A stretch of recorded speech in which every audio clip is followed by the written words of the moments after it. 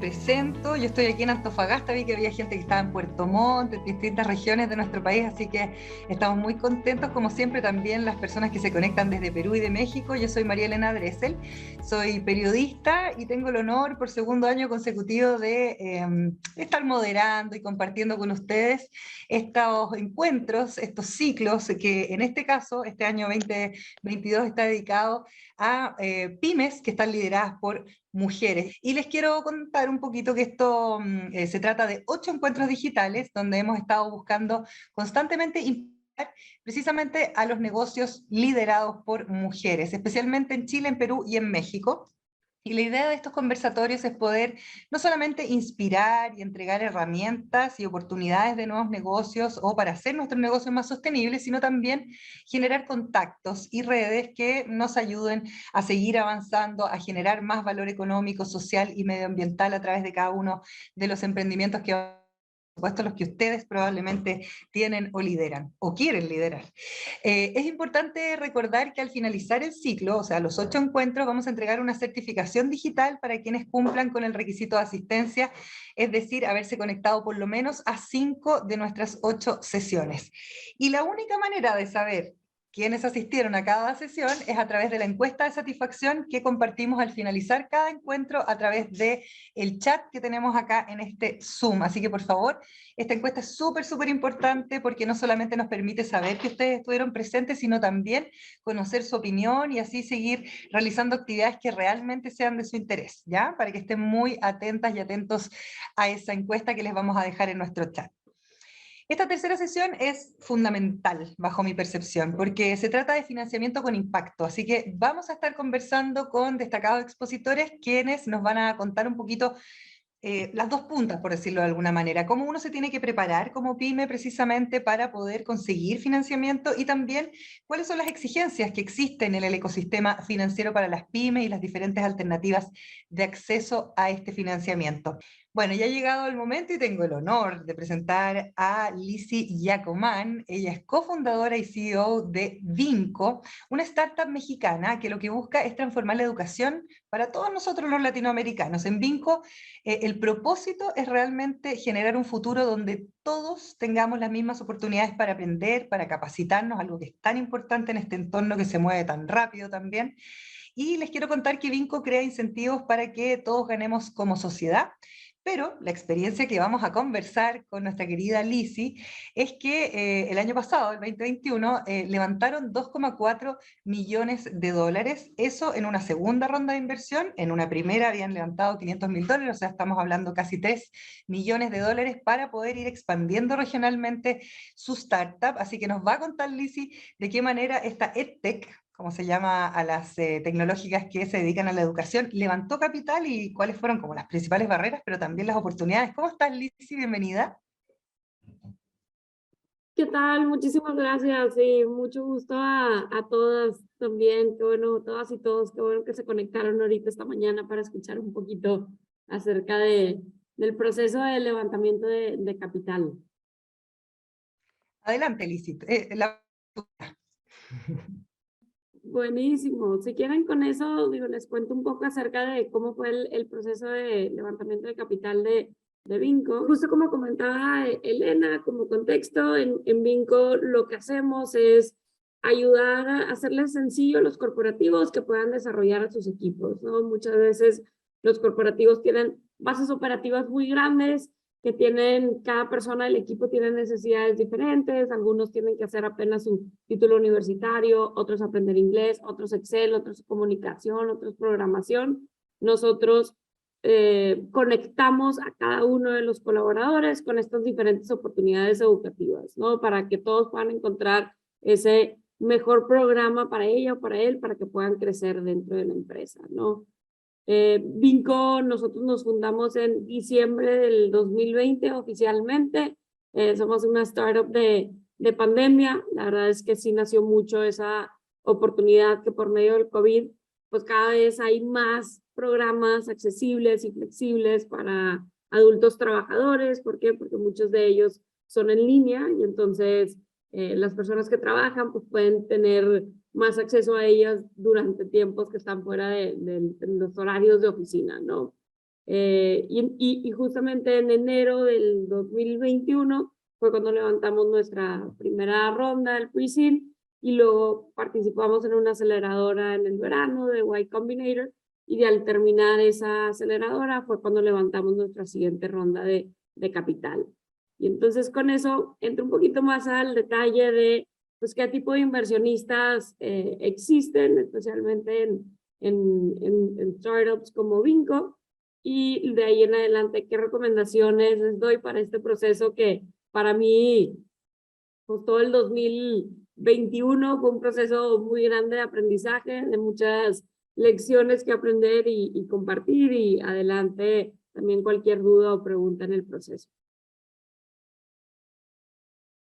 Entonces, arrancando con los diferentes tipos de inversionistas, nosotros, digo, al final depende mucho en la etapa en la que estás, pero especialmente en una etapa muy temprana, el seed stage que se le llama, o a veces el pre-seed, es como ese capital semilla, en donde muchas veces, pues apenas digo, ya se tiene la idea, igual y algo de tracción, pero sigues explorando diferentes maneras para asegurarte de que si tu producto hace fit o embona o hay interés con el mercado, ¿no? Y en esta etapa, como mucho más temprana, es común, mucho más común que pues, mucho del financiamiento viene por levantar capital, principalmente de inversionistas ángeles, en donde muchas veces puede ser por medio de Friends and Family, o en nuestro caso, pues siendo una startup de educación, era mucho conectar con inversionistas ángeles interesados en educación y en tecnología y en este tema de impacto. Digo, creo que vas conectando con unos y con el tiempo cada vez vas conociendo más y más y más, porque en un inicio no sabes quiénes existen, pero creo que dependiendo de las industrias hay diferentes ángeles apasionados por diferentes industrias, ¿no? Y luego ya con el tiempo, digo, bueno, en esta etapa temprana yo les comentaba que justamente el verano pasado, en el 2021, nosotros participamos en una aceleradora que se llama Y Combinator. Esta aceleradora pues, es internacional, acepta startups de todo el mundo, hay todo un proceso de solicitud a la aceleradora para pues, una serie de preguntas, entrevistas y demás, pero una vez estando dentro, pues te da también todavía más herramientas para conectar con otros fundadores, con más inversionistas, para que puedas levantar una siguiente ronda, ¿no? Y como es aceleradora, hay muchas, ¿no? Hay muchas diferentes. Creo que ahorita en Latinoamérica, pues cada vez hay más interés, no solamente dentro de Latinoamérica, pero a nivel internacional, dado que pues hay muchas oportunidades en la región. Entonces, cada vez escuchamos acerca de más aceleradoras que están buscando como esas buenas ideas, esos buenos equipos para ayudarles a crecer. Y normalmente cómo funciona, digo, con Los Ángeles es ciertos cheques de inversión, no, digo, tienden a ser más chicos, también con Friends and Family o diferentes herramientas de crowdfunding. La aceleradora es igual, ¿no? Por lo general te dan cierto capital de inversión a cambio de participación o equity dentro de la empresa, ¿no?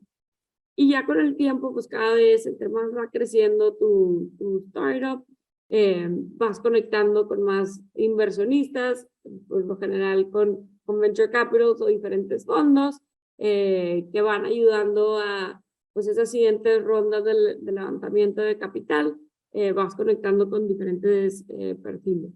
Dentro del mundo de venture capital, pues creo que siempre es interesante también saber, hay muchos, ¿no? Y pueden ser internacionales, pueden ser de Latinoamérica, pueden ser enfocados en educación, pueden ser enfocados en impacto, pueden ser enfocados en temas de fintech. Digamos que cada venture capital tiene su tesis de inversión, en qué tipo de startups o negocios invierten, principalmente en parte porque, digo, va con su tesis, pero también porque quieres sumar personas o sumar inversionistas que también te ayuden a crecer, ¿no? En nuestro caso, por ejemplo, en esa ronda de inversión que tuvimos en la segunda mitad del año pasado, justamente siendo una startup de educación, decíamos, nos encantaría sumar inversionistas enfocados mucho en EdTech, conozcan más EdTechs que nos ayuden a conectar con ellas, pero que también queremos sumar inversionistas con presencia en Latinoamérica. ¿Por qué? Porque son los que más nos pueden ayudar a abrir puertas con corporativos, con empresas, para seguir creciendo pues el negocio de Vinco. Y entonces, ¿cuáles son, digo, algunas de las recomendaciones principales, por lo menos para arrancar? No, en un inicio es, creo que con el tiempo y cada vez que vas teniendo más conversaciones con inversionistas, vas entendiendo un poquito más el tipo de preguntas que pueden llegar a hacer, pero desde antes, digo, yo les recomiendo mucho platicar con personas que han pasado por este proceso y que les cuenten un poco más acerca del tipo de preguntas, que si es más como en temas de tracción, en temas de qué números presentar, como que te van ayudando a afinar eso que vas a ir tú presentando, ¿no?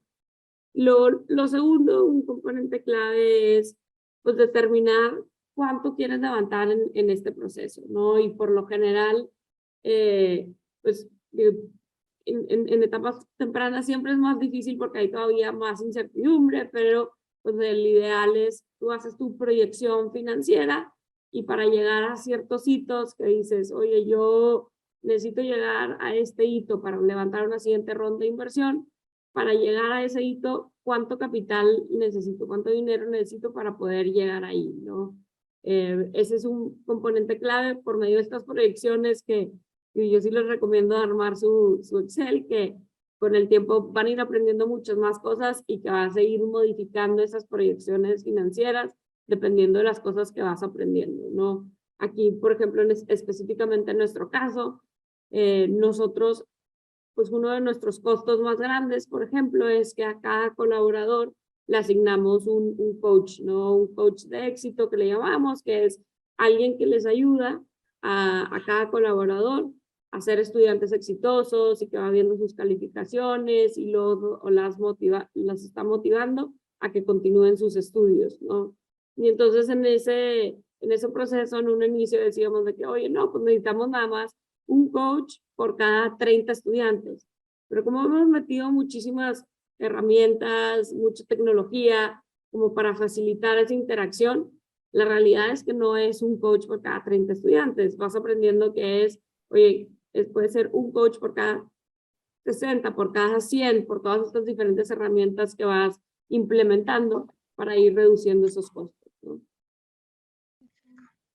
El tercero, entiendo que tuvieron una sesión también de platicar sobre cómo construir un pitch deck.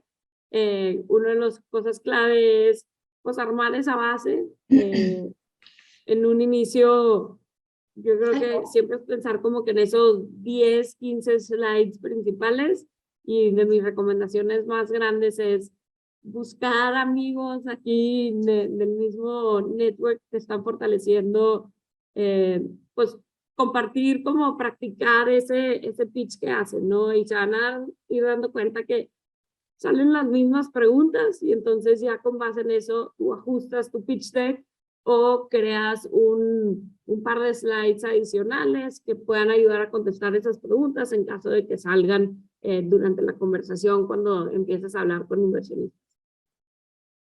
La 4 es hacer esa lista de inversionistas potenciales.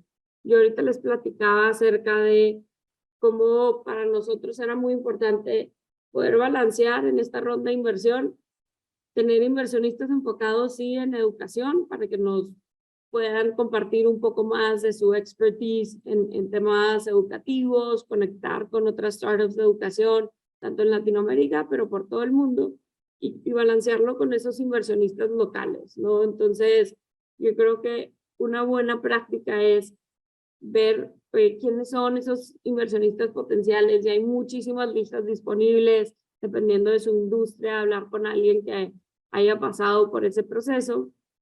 Haces tu lista de inversionistas potenciales y luego de ahí también, entonces, al final, yo lo que llevaba era como un Excel donde tengo la lista de inversionistas, tengo la lista de, pues, un poco en qué están interesados, también si han invertido en otras startups de educación, si invierten en Latinoamérica, y con eso hacía como un ranking de, pues, cuáles podrían ser como los potenciales, pero más claves, ¿no?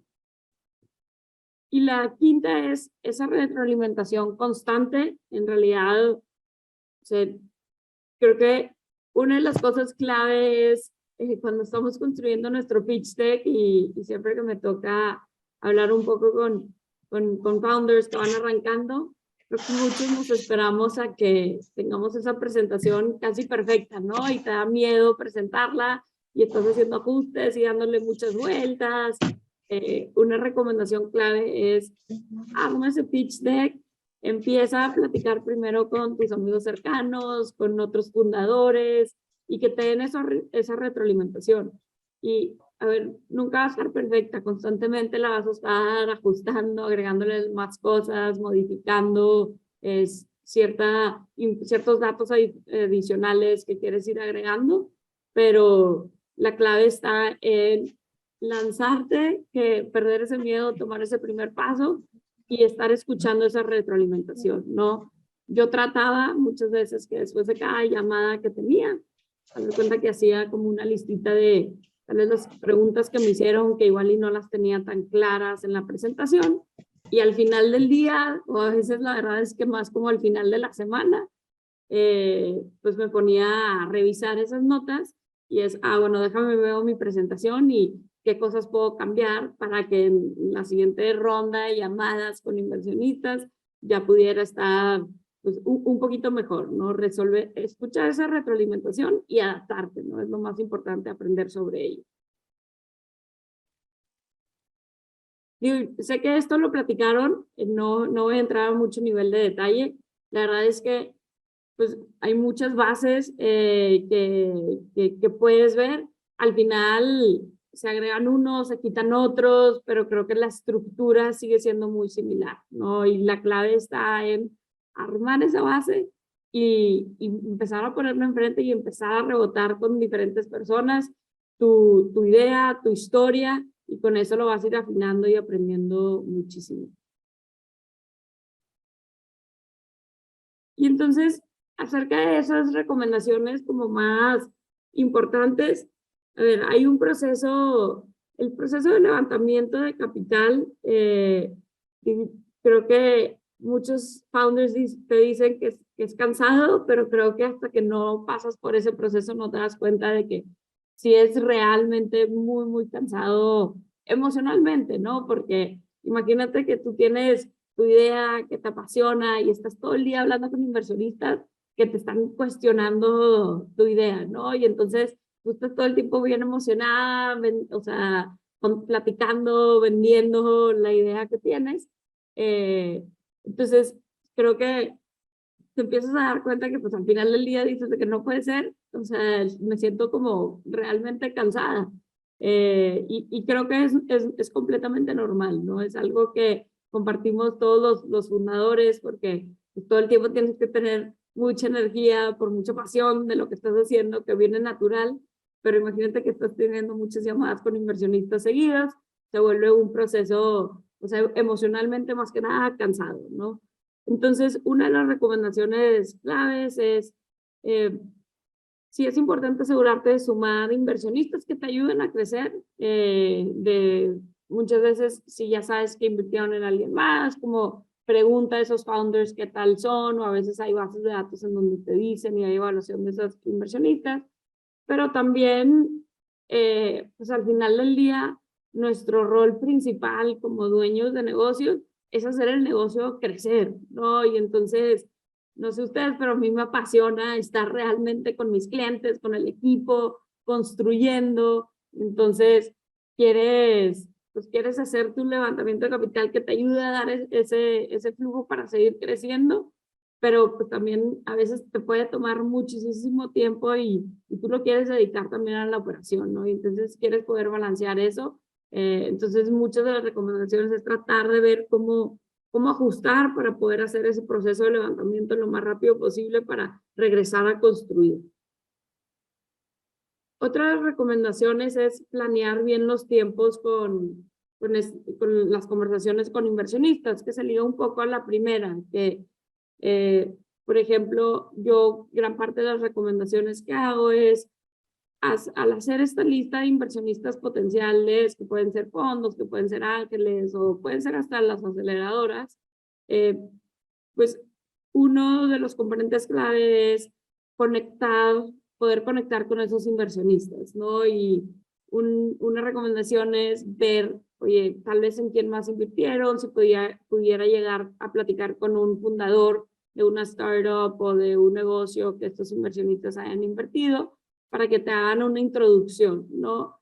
Y todo este proceso, o sea, es porque siempre cuando te hacen una introducción como otro fundador o alguien más conocido, pues ayuda más en comparación a, se vale escribir directamente a inversionistas, pero pues siempre cuando vienes de alguien por lo menos, ahí el famoso warm intro que le llaman, creo que ayuda a arrancar como con el pie derecho.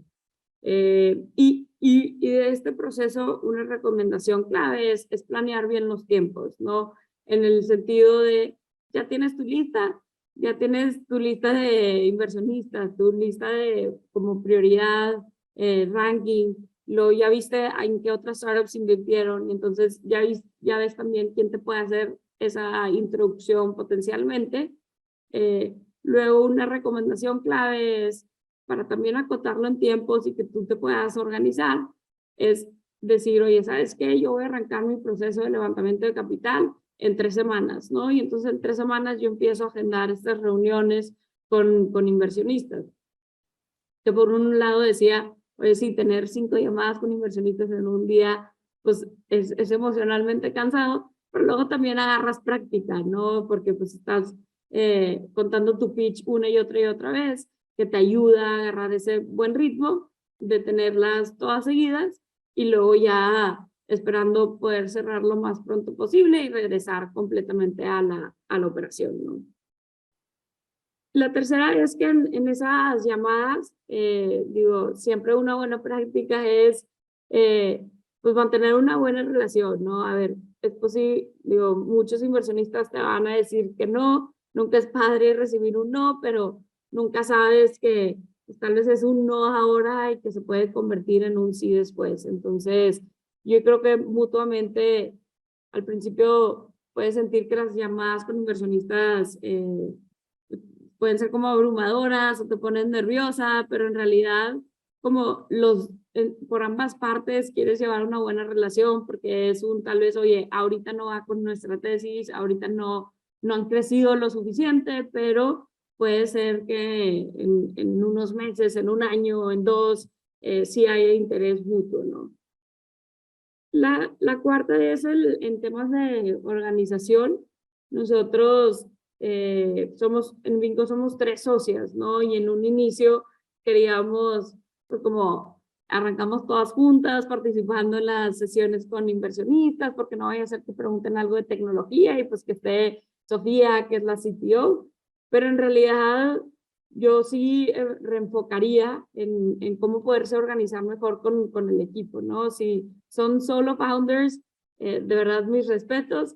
Cuando hay más miembros del equipo es, oigan, yo voy a dedicar casi 100% a levantar capital por lo menos 2 semanas, mientras que el resto del equipo se enfoca 100% en la operación, ¿no? Y así no tienes a todo el equipo distraído con temas de levantamiento de capital y se siguen enfocando en crecer el negocio, ¿no?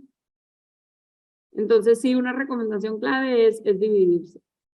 Y la última es, pues digo, creo que siempre al final tú quieres estar, o sea, promoviendo de que hay mucho crecimiento, que has creado muchas alianzas, que tus números están ahí, pero siempre hay un conocimiento pues de ir viendo cuál es ese tacto en donde quieres demostrar que tú y tu equipo son los mejores para poder realizar esta idea que tienes, este negocio que tienes, siempre balanceando en cómo hacerlo de la manera como pues, más bonita, de que somos un gran equipo sin ser arrogantes, ¿no?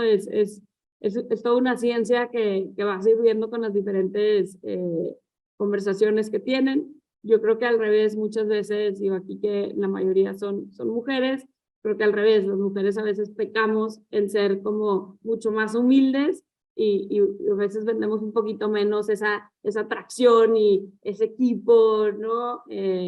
Entonces, que es importante, ¿no? Y justo yo en estas sesiones como de prácticas que tenía con otros founders que les platicaba el pitch, o sea, me decían de que no puede ser, ¿por qué no estoy diciendo esto y esto y esto del equipo? Si ustedes pueden hacer esto y esto también, como sí tratemos, y lo hago ahora mucho más consciente de tratar de empujarme a mencionar ciertas cosas, aunque yo hubiera sentido que son como un poquito más arrogantes, pero hay maneras de decirlas, ¿no? Entonces, para mí la clave en todo este proceso de levantamiento de capital es justamente tomar ese primer paso. Si ya tuvieron esa sesión de hacer el pitch deck, ármenlo, no va a estar perfecto, empiecen a poner enfrente, platiquen con las mismas personas de este grupo, se hacen esos, yo te hago el pitch, tú me haces tu pitch y en 10 minutos y se dan muy buena retroalimentación y se darán cuenta que las mismas cosas que no quedan claras no les van a quedar claras a muchas personas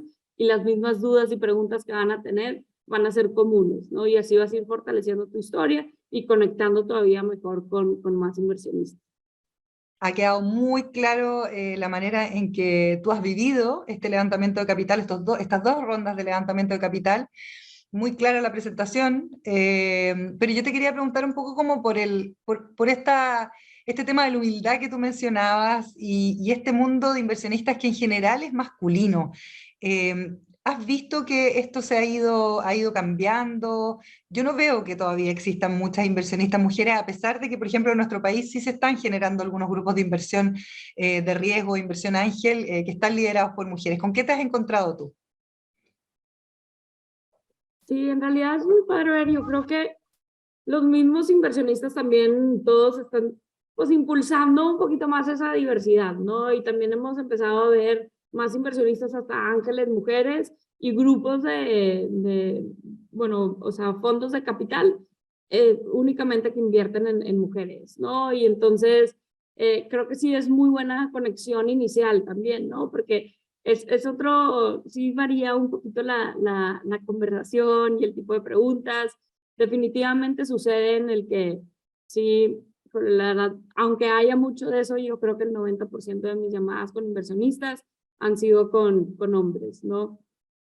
Pero yo creo, digo, al final muchos, por más que sí nos han tocado algunos casos en donde hacen preguntas que igual y no le harían a hombres, pero yo creo que ahí también, yo en lo personal, sí, pues los empiezas a ver y dices, pues al final del día quieres inversionistas que sumen a tu negocio, que sumen a tu cultura, que te sumen también a ti como persona. Y te puedes dar cuenta también si no comparten ciertas cosas, entonces, pero en su mayoría han sido la verdad muy positivas. En nuestro caso han sido solo como un par que hacen preguntas que dices de que, chance a los hombres yo creo que no se las hubieran hecho. Oye, Lisi, ¿y de qué manera se maneja la participación o este equilibrio que uno tiene que encontrar entre la posibilidad de levantar ese capital y qué pasa con después la empresa? ¿Quiénes integran la empresa o de qué manera participa este inversionista? Sí, hay diferentes maneras. Cuando es en una etapa más temprana, pues es un poquito más como, digo, yo lo que trato es con ciertos inversionistas que la verdad es los que más me empiezan a ayudar, o sea, agendo llamadas casi una vez al mes o una vez cada 2, 3 meses. En etapas más tempranas es un poquito más informal la participación, digo, tienen su porcentaje de capital por la inversión, ¿no? Pero de esa participación en sí es más como vamos mandando esos actualizaciones a nuestros inversionistas para que, no sé, al final de ese correo pedimos introducciones con más empresas o que si alguien conoce un abogado en Sudamérica, cosas así, que es como te empiezan a ayudar, ¿no? Y es bien padre ver, es interesante también ver cómo hay inversionistas que que no esperabas que te fueran a ayudar tanto, y hay otros que decías de que no, estos son los que más me van a ayudar, y al final cambia un poco, pero por eso creo que es bueno tener como esa buena diversidad de algunos que te puedan conectar más con corporativos, otros con otras startups similares a las tuyas, otros con otro tipo de modelo de negocios, y cada uno te va abriendo puertas en diferentes ámbitos. Bien, parece que no hay más preguntas, querida Lizy, te queremos agradecer. ¿Dónde encontramos más información de Vinco? Sí, digo, feliz, pueden entrar les comparto aquí en el chat, esa es nuestra página, ahí está todo, también está en una página de LinkedIn, creo que también es igual como así en LinkedIn. Perfecto. Así pueden tomar contacto contigo también, Lizy. Sí, sí, perfecto. Feliz digo, por LinkedIn tal vez es lo más fácil. Perfecto, le queremos agradecer entonces a Lizy Jacoman de Vinco por esta presentación. Muchísimas, muchísimas gracias porque quedó muy claro. Así que te vaya muy bien, Lizy. Nos vemos pronto. Gracias, muchísimo gusto a todos. Y anímense. Chao, chao. Bye. Y vamos a conversar entonces ahora desde el otro lado del proceso. Vamos a hablar con la gerente general de Sartor Asset Management, que nos va a contar qué es lo que, bajo su perspectiva, necesita una pyme al momento de presentarse a un levantamiento de capital, complementando la mirada que nos estaba comentando Lizy, y también vamos a tener a David Muñoz en un ratito más, CEO de Creditu, que nos va a ayudar a entenderlo mejor, pero por ahora presento a Francisca Valenzuela. Francisca, ¿cómo estás? Bienvenida. Hola Elena, muchas gracias. Gracias por la invitación, gracias por todas las que están conectadas. Tremenda oportunidad aquí de compartir un poco de experiencia, de conocimiento y bueno, lo que pueda ayudar, feliz también. Entonces el micrófono y la pantalla son todos tuyos. Gracias Elena. Bueno, como decía Elena, yo soy gerente general de Sartor, administradora general de fondos, en castellano es lo mismo que Asset Management. Un poco para que nos conozcan primero, Sartor es una empresa que partió justamente como un emprendimiento, tiene 10 años ya de historia, cumplimos 10 años hace un poquito más de un mes. Hoy día tenemos 3 áreas de negocios, el Asset Management, que está a cargo mío, un poco lo que les voy a ir contando a continuación. Tenemos también Wealth Management y gestión inmobiliaria. Tenemos más de 600 millones de dólares en activos a nuestro cargo, un equipo de más de 60 personas, el número exacto hoy día somos 67 personas, de las cuales muy orgullosamente 49% somos mujeres, y que genera un ambiente súper rico y súper muy compenetrado entre mujeres y hombres. En general en la industria financiera se ha estado dando harto que los equipos son muy pares y la verdad es que es tremendamente enriquecedor. Somos la 4ª administradora general de fondos según los rankings de la CAFI, que es la Asociación Chilena de Fondos de Inversión en deuda privada. Algunos hitos que nos marcaron durante el año 2021 y que fue efectivamente un año bien complicado después de la pandemia y todo. Nosotros pudimos lanzar un fondo nuevo, el Táctico Perú, un fondo de financiamiento principalmente de corto plazo de deuda privada. También nos adherimos a un programa de deuda privada con Sura. Además lanzamos una plataforma de inversión 100% digital con asesoría financiera, algo que también estamos potenciando hoy en día. Lanzamos un fondo de inversión privado en conjunto con el BID y en conjunto con Habla y con Creditu, por un monto aproximado de 40 millones de dólares para financiamiento principalmente de pymes. Y bueno, como les contaba, somos la 4ª administradora a nivel nacional de deuda privada. Nosotros tenemos hoy día 9 fondos de inversión públicos, dentro de los cuales tenemos principalmente 3 a nivel de deuda privada nacional, tenemos 2 también de deuda privada internacional y tenemos algunos de renta inmobiliaria. cómo es un poco nuestro proceso de inversión, y aquí me quiero quedar y me quiero detener en nuestros principales fondos de deuda privada. Me gustaría partir también por contarles un poco lo que es la deuda privada. Probablemente es un concepto que no se maneja muy fácilmente. La deuda privada es un tipo de activo alternativo que ha tomado mucha fuerza últimamente a nivel internacional y que se da un poco en respuesta a un gap, a una brecha que existe en el mercado y que los bancos, que el financiamiento más tradicional no atiende. Y es justamente el mercado de las pymes, el mercado de los emprendedores. Ahí es donde justamente nace la deuda privada y también nace como emprendedores. Sartor nació como un emprendimiento, Habla nació como un emprendimiento, y por lo mismo entendemos un poco mejor probablemente qué es lo que necesita y cómo podemos ayudar también en el financiamiento de pymes y de emprendimientos. Bueno, como les contaba, nosotros tenemos 4 fondos hoy día muy marcados de financiamiento de deuda privada. El principal es el fondo Sartor Táctico, que es un fondo que financia deuda de corto plazo, principalmente con factorings, que financian facturas, y además créditos con garantías a corto plazo, principalmente otorgados con pagarés. Aquí también tenemos el fondo leasing y el fondo proyección, que son un poquito más similares, y a diferencia del fondo táctico, estos fondos financian créditos de un poco más largo plazo. El fondo leasing, como lo dice su nombre, financiamos operaciones de arrendamiento con opción de compra. Y aquí tenemos empresas y pymes ligadas, por ejemplo, al área de transporte, al área de equipamiento para la minería.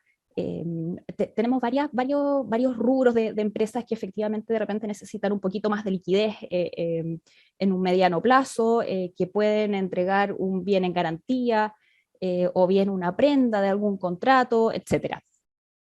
El fondo Sartor Proyección es un poquito parecido.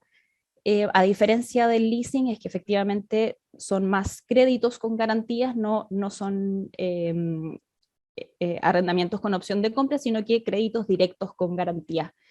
Y es dentro de estos 2 fondos que, bueno, ahí me imagino que David nos va a contar también un poco más, pero tenemos este fondo, el FIP-MHE, que ha sido un tremendo pilar de financiamiento para las pymes. Hoy día hemos cursado aproximadamente 30 operaciones con garantías reales y que hemos financiado distintos rubros de empresas. Financiamiento a, de repente, inmobiliarias pequeñas que quieren desarrollar proyectitos más chicos, o bien de transportes, de servicios financieros, hotelería, etc. Y por último, el Fondo Táctico Perú, que es muy similar a nuestro Fondo Táctico Chile, también invierte facturas y en créditos de corto plazo, pero en este caso en soles.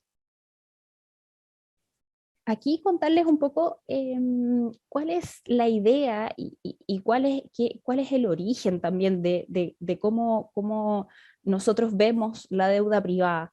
Les comentaba que nosotros también nacimos como emprendedores, y dado eso entendemos un poco las necesidades que tienen los emprendedores, las pymes, y la verdad es que nosotros en general, cuando otorgamos un financiamiento, efectivamente se hacen análisis, se hacen revisiones. Nosotros tenemos un equipo de riesgo que nos acompaña y que efectivamente revisa un poquito las empresas que necesitan financiamiento, pero no consideramos solo números. A nosotros nos gusta sentarnos a la mesa, conversar con la gente que necesita algún tipo de financiamiento, entender qué tipo de financiamiento es el que necesitan, y generar un poco una sinergia, porque para nosotros también es súper enriquecedor entender qué es lo que están necesitando hoy en día las pymes. Tenemos reuniones constantemente con clientes y vamos ahí tratando de ser un partner financiero para poder acompañar, para poder guiar también muchas veces en este camino de crecimiento que tienen las pymes.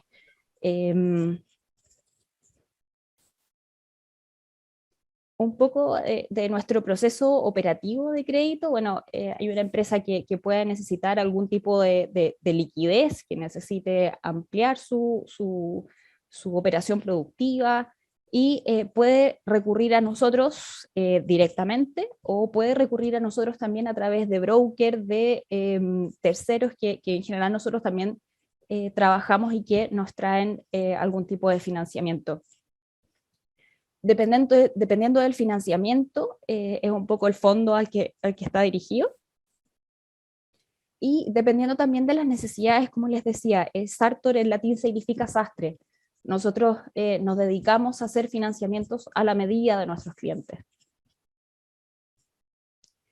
Una vez que está aprobado, que hemos pasado por todo el equipo de riesgo y las aprobaciones pertinentes, se otorga el crédito. La ventaja que tenemos nosotros también de cara, por ejemplo, a un banco o a la industria más tradicional es que somos muy rápidos en la respuesta. O sea, cuando llega a nosotros una empresa, nos demoramos máximo 1 o 2 semanas en ya tener el crédito girado, cosa que también se agradece mucho en el área de las pymes. Súper, entonces ahora le voy a dar el pase a David Muñoz de Creditú, que va a complementar esta presentación muy completa que nos ha hecho la Francisca. ¿Cómo estás, David? Bienvenido. Muy bien, ¿tú? Bien, gracias. Te dejo Muchas la gracias. pantalla y el micrófono entonces. Sí, les empiezo a compartir. Muchas gracias primero por la invitación. Súper interesante esta sesión de haber sido capaces de conocer distintas alternativas cuando las distintas empresas necesitan capital de trabajo. Veíamos con Lizzy alternativas de hablar directamente con inversionistas, con la Fran también alternativas un poco más tradicionales de utilizar el concepto de deuda privada para poder financiar nuestras empresas. Parto primero hablándoles un poco sobre quiénes somos en Creditú, qué es lo que hacemos. Bueno, Creditú es una compañía que se crea el año 2017 con el principal propósito de democratizar el acceso a financiamiento. Acá nosotros tenemos 2 líneas de financiamiento. El primero es financiamiento hacia persona física, a través de dar financiamiento para compra de vivienda, el crédito hipotecario. Y también tenemos la rama de financiamiento PYME. Estamos orgullosos de haber sido capaces, desde que iniciamos la compañía hasta hoy, de haber otorgado más de 450 millones de dólares en financiamiento. Esto viniendo más o menos mitad por el mundo hipotecario, mitad por el mundo de financiamiento PYME. Y dentro de algunos números relevantes que tenemos, es que hemos sido capaces de financiar a casi 3.000 familias en la compra de su hogar, de su vivienda. Junto con esto, también hemos sido capaces de financiar a más de 800 pymes, también recibiendo muchas aplicaciones de crédito. Pueden ver acá que hemos recibido más de 250.000 aplicaciones por financiamiento, y también hoy orgullosos de estar operando en cuatro países. La empresa, como les comentaba, nace en Chile, ya el año 2019 se expande a Perú, y a partir de finales del año pasado, ya con operaciones en Brasil y México, entendiendo que las necesidades de financiamiento, tanto para personas como pyme, no necesariamente están siendo bien cubiertas por la banca más tradicional. Y acá pasándonos a un poco lo que preguntaba Elena hace un rato, ¿cómo nosotros vemos lo que es una inversión de impacto? Y acá parto definiendo qué es una inversión de impacto cuando nosotros hablamos de, oye, estamos muy acostumbrados a que la medición de una inversión sea siempre una medición económica. Eso es lo que veíamos tradicionalmente nosotros la década pasada, pero ahora ya muchos financistas, muchos fondos están teniendo un foco de más largo plazo. Y es ahí en donde se introducen también conceptos como rentabilidad social, rentabilidad medioambiental, que por supuesto siguen acompañadas de la rentabilidad económica, en donde típicamente usamos métricas como el retorno a la inversión, utilidad, margen, pero ya eso lo complementamos con estos otros dos niveles de rentabilidades que veíamos. Por ejemplo, en rentabilidad social podemos ver a cuántas personas fuimos capaces de bancarizar, cuántas personas yo pude mejorar acceso a una mejor salud, mejor educación, cuánto es que yo pude reducir efectivamente la brecha, por ejemplo, de género. Esos son tipos de métricas que nosotros utilizamos para medir rentabilidades sociales. Y cuando pasamos a rentabilidad medioambiental, es, por ejemplo, cuánto fui capaz yo de ahorrar en agua en un sistema de riego en agricultura, por ejemplo. ¿Qué porcentaje de basura pude reducir? ¿Qué porcentaje de envases plásticos fui capaz también de reducir? La parte más importante para poder seguir adelante con una lógica de inversión de impacto es ser capaces de identificar un set claro de métricas que sean medibles en estas tres dimensiones. Nosotros como Creditu, lo que hacemos es levantar fondos afuera para poder después otorgarlos en los distintos países en donde estamos. Algunos de los financistas que tienen mayor foco de impacto, está el IDB, que es el Banco Interamericano de Desarrollo, RBR, con quienes trabajamos en Brasil, Barclays y FMO, con quienes operamos en Perú, por ejemplo. Todos estos bancos internacionales tienen un foco de desarrollo social muy potente, y es por eso que ellos a nosotros nos dan estos financiamientos para después nosotros llegar directamente a las familias o a las pymes. ¿Y cómo lo hacemos en Creditu? Y acá les comentaba, tenemos dos focos, personas y empresas. Para el foco de empresas, de personas, por ejemplo, estamos muy orgullosos, basados en la cartera original del año pasado, de que el 90% de nuestros créditos hipotecarios fueron otorgados a personas con subsidio. Ahí ven una clara métrica de impacto social. También vemos que el 46% de estos créditos fueron otorgados a mujeres, que es 10 puntos más alto si lo comparamos nosotros con otras mutuarias o empresas similares en nuestro rubro. 15% de estos créditos fueron otorgados a extranjeros, también con un impacto social súper relevante. Son personas que por algún motivo tuvieron que dejar su país para radicarse en Chile o en alguno de los otros países donde operamos y formar su familia ahí. También son grupos que están desprotegidos, y a través de este empuje de financiamientos hipotecarios es que también estamos cerrando las brechas existentes. Y justamente abajo de esto que les comentaba es que estamos también orgullosos de haber ganado un premio de Fund Finance en dos categorías: Mejor Mutuaria Latinoamérica, y para el caso de Chile en específico, una mención de excelencia en inclusión financiera, que es un concepto clave para este tipo de inversión con impacto. Por el lado de empresa, que es el lado que probablemente más les interesa a ustedes, también orgulloso de haber financiado a más de 800 pymes. También hemos generado muchos cursos de capacitación en distintos ámbitos, desde capacitaciones financieras, de innovación. En estos cursos hemos tenido más de 1.200 asistentes. Y hoy estamos con un foco especial en financiamiento a mujeres empresarias o mujeres emprendedoras. ¿Cómo es que somos capaces nosotros de contribuir a esta brecha que hoy existe? Participamos también en lo que es Mundo Empresa, en mucho financiamiento a constructoras que construyen vivienda social. Y también estamos hoy financiando muchos proyectos de impacto medioambiental. Y aquí también, orgullosos de haber ganado hace 2 semanas el premio al mejor fondo social del año en Latinoamérica. Y este es justamente uno de los fondos que mencionaba la Fran anteriormente, que hoy está administrando Sartor.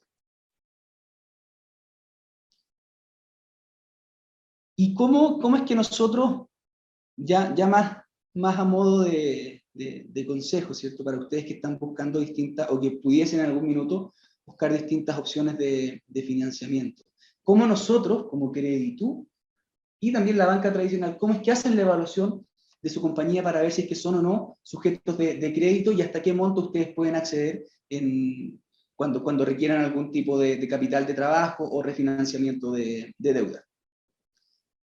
Es súper necesario entender que el negocio, cuando ustedes van a presentarse a algún banco o alguna entidad financiera como nosotros, evaluamos distintas dimensiones. Primero, hacemos una evaluación general de cómo está la industria en la cual ustedes participan en ese minuto. Es una industria que viene hacia arriba, viene hacia abajo, está estable, no estable, viene o no con buenos números. Entonces esa es la primera dimensión que nosotros vemos. La segunda dimensión es la experiencia y la fortaleza financiera de la empresa que está pidiendo el financiamiento, ¿cierto? Para eso revisamos quiénes son los dueños, cuál ha sido su comportamiento de pago, qué también les ha ido en el pasado también en el negocio, y cuáles son las proyecciones futuras que tienen de crecimiento. Y después de eso nos pasamos a las condiciones particulares del negocio, es decir, entender de buena forma cuál es el uso del financiamiento. Y aquí algunos consejos que también van muy en relación con lo que les comentaba Lizzie en un inicio, ella por supuesto con mucho más foco en levantar o atraer a algún inversionista, pero también es necesario que el modelo de negocio que ustedes tienen en su empresa sea un modelo claro, que ustedes sean capaces de llegar a un banco o a una entidad financiera y poder contar su negocio de forma muy clara. Y para esto es súper importante practicar el speech comercial cuantas veces sea necesario, pidiéndole a amigos que te escuchen, pidiéndole a la gente que ya ha obtenido su financiamiento que te escuche, y así ustedes van calibrando el speech comercial para que el modelo de negocio que a ustedes les apasiona tanto sea percibido de buena forma por la persona que te va a dar el financiamiento. También es súper importante, y aquí a nosotros se nos cae el 60% de los créditos que evaluamos, justamente porque no tenemos claridad del destino del uso de financiamiento. Cuando ustedes van a un banco o a otra institución financiera, tienen que tener claridad de para qué necesitan el dinero. Ustedes van a un banco, piden 1 millón de pesos, el banco te va a preguntar, oye, pero ¿para qué quieres este 1 millón de pesos? Ustedes deben ser capaces de decir, mira, quiero 500.000 para esto, para la compra de un escritorio, un computador, una máquina, quiero 200.000 para esto otro, pero esa claridad tiene que ser traspasada a tu financista. También hay otro factor que también muchas veces hace que los créditos se caigan o no sean otorgados, que es la aclaración de las deudas que puedan estar morosas. Y muchas veces vemos compañías que llegan con una cuenta de teléfono impaga, que es algo súper fácil de aclarar, pero deben entender que cuando ustedes van a un banco, los modelos de otorgamiento de crédito son mucho más paramétricos. Entonces, si es que hay alguna banderita de alerta en algún buró de crédito, muy probablemente el banco no se va a dar ni siquiera va a ser flexible en tratar de entender el por qué se produce esa deuda. Entonces, antes de ir a buscar financiamiento, intenten aclarar las deudas morosas que puedan tener. Otro punto relevante es informarse bien de cuáles son las oportunidades de financiamiento. Hoy aquí vimos financiamiento a través de inversionistas, financiamiento a través de deuda privada, pero tenemos muchos otros modelos. Entonces deben ustedes ser capaces de educarse, preguntar, de leer cuál es el financiamiento que a ustedes, que para el modelo de negocio, que para la necesidad, calza mejor con el perfil que ustedes están buscando. Y aquí repito que no solamente un banco puede financiar tus proyectos.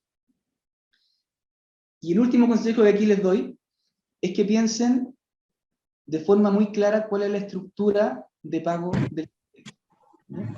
Y con esto me refiero a tener muy bien cuadrados los flujos de ingreso con los flujos de pago, para que no se produzca estrés de liquidez. Si ustedes saben que van a recibir una factura muy grande en noviembre, traten de que el pago del crédito también sea, la cuota de crédito también sea un poco más grande en noviembre, y así tienen ustedes los flujos cuadrados.